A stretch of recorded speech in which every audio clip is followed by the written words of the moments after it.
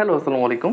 Welcome to BD job circular update. সুপ্রিয় শিক্ষার্থীরা, আজকে ভিডিওতে আমি আলোচনা করব স্বাস্থ্য ও পরিবার কল্যাণ মন্ত্রণালয়ের অধীনে একটি নিয়োগ বিজ্ঞপ্তি। সেটা হচ্ছে কুর্মিটোলা জেনারেল হাসপাতালের অস্থায়ী রাজস্ব খাতভুক্ত একটা নিয়োগ বিজ্ঞপ্তি। সেখানে 11 থেকে 20তম গ্রেডের সকল পদের নিয়োগের জন্য একটা সার্কুলার প্রকাশিত হয়েছে এবং এখানে কিভাবে আবেদন করবেন, কোন কোন পদে আবেদন করবেন, আবেদন ফি কত এবং আবেদনের সময়, সব কিছু নিয়েই কিন্তু আজকের আলোচনা করব। ভিডিওর প্রথমে আমি আলোচনা করতে চাই প্রত্যেকটি পদের ক্ষেত্রে কয়টি শূন্য পদ রয়েছে, কি কি শিক্ষাগত যোগ্যতা প্রয়োজন আছে এবং কোন কোন জেলার হলে আপনি আবেদনটি করতে পারবেন। তো আর দেরি না করে ভিডিওটি শুরু করছি। সর্বশেষ যে পদটি সেটি হচ্ছে অফিস সহায়ক এবং অফিস সহায়কের গ্রেড হচ্ছে 20 এবং এখানে বেতন হচ্ছে 8,250 থেকে 20,010 টাকা পর্যন্ত। তো আমরা দেখতে পাচ্ছ 76টি শূন্যপদ রয়েছে এখানে এবং এইখানে কিন্তু শিক্ষাগত যোগ্যতা তোমাদের এসএসসি হলেই আবেদন করতে পারবে। তো তোমাদের যাদের শিক্ষাগত যোগ্যতা এসএসসি হয়েছে বা এবার এক্সাম দিয়েছো, তোমরা কিন্তু এখানে আবেদন করতে পারো। এবং এখানে একটা বিষয় বলা হয়েছে যে সকল জেলার প্রার্থী আবেদন করতে পারবেন। এখানে কোনো লিমিটেশন নাই যে তুমি যে কোনো জেলার হলেই কিন্তু এখানে আবেদনটা করতে পারবে।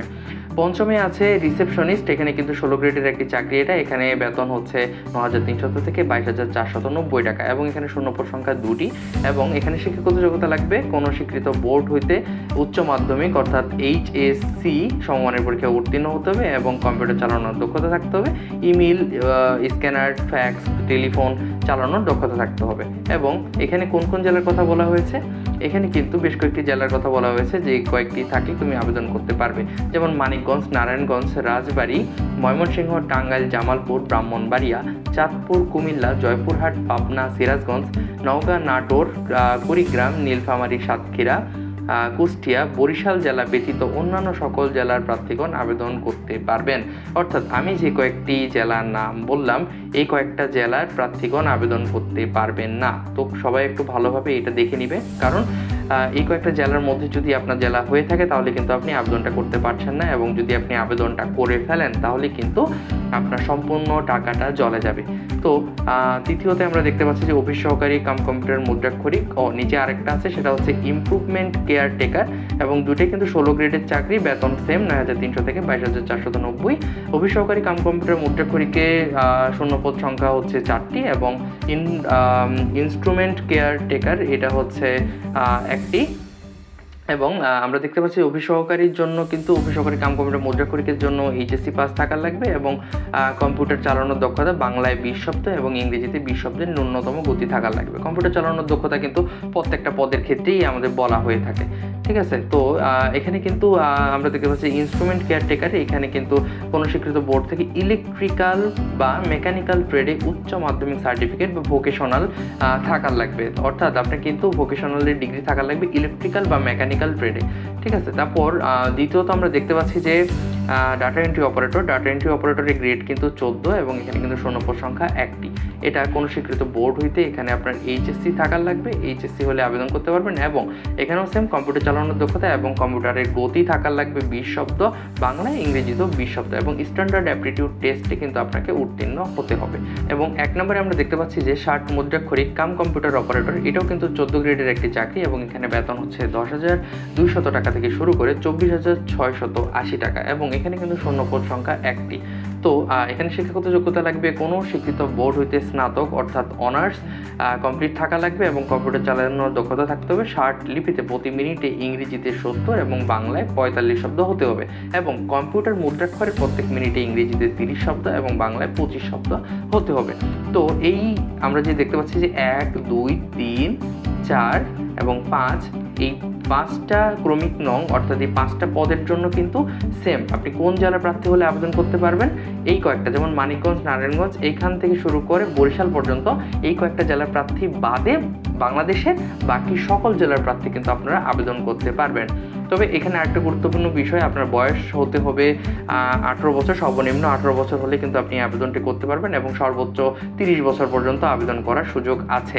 তারপর আমরা দেখে নিব যে আবেদনের শেষ সময় কবে, অর্থাৎ আপনি লাস্ট কত তারিখ পর্যন্ত আবেদন করতে পারবেন। আবেদন কিন্তু শুরু হয়ে গেছে 16/5/2024 সকাল 10টা থেকে এবং আবেদনের শেষ তারিখ 13/6/2024 অর্থাৎ পরের মাসের 13 তারিখ পর্যন্ত আপনার সময় আছে। তো আমি বলবো যে আপনি কিন্তু আবেদনটা ঝটপট করে ফেলতে পারেন। লাস্ট 10 দিনে গিয়ে যদি আপনি আবেদন করেন সেক্ষেত্রে আমার মনে হয় যে আবেদনের যদি ভিড় বেশি থাকে সেক্ষেত্রে আবেদনটা করা সম্ভব হয়ে ওঠে না। অনেকেই দেখা যায় যে লাস্ট দিন আবেদন করে, সেক্ষেত্রে ওয়েবসাইটে ভিড়ের কারণে আবেদনটা করা হয়ে ওঠে না। তবে এখানে কিন্তু আপনার পেমেন্ট সিস্টেমের কথা বলা হয়েছে। পেমেন্ট আপনি কিভাবে করবেন, 72 ঘন্টার মধ্যে পেমেন্ট করতে হবে এবং কোন পদের জন্য কত টাকা লাগবে সেই বিষয়েও কিন্তু এখানে বলা হয়েছে। আমি বলবো যে আবেদন যদি আপনি নিজে থেকে করতে পারেন তাহলে করলেন, না হলে আশেপাশে কোনো কম্পিউটার দোকানে গিয়েও কিন্তু আপনি করে নিতে পারেন, অথবা যদি আপনার সমস্যা মনে হয় তাহলে কিন্তু আপনি আমাদের থেকেও করে নিতে পারেন।